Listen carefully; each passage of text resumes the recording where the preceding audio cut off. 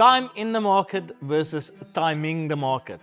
We've spoken about this often, but I'm going to talk to you about it again. People who tries to time the market, tries to find the right time to buy at a low base, at a low cost, and then sell it again at a high cost. And in this way, make a lot of profit. People that spends time in the market do not care so much about buying low and selling high, but rather spending time in the market for a long period of time. And it's been proven over and over and over again that the person who spends time in the market will always have a better result than the person trying to time the market. If you want to invest and you want to be successful in investing, spend time in the market. Start your investment, leave your investment for a long period of time.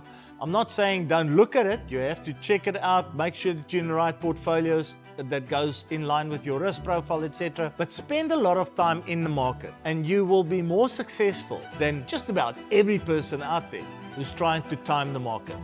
Okay, all the best. Give all. Bye-bye.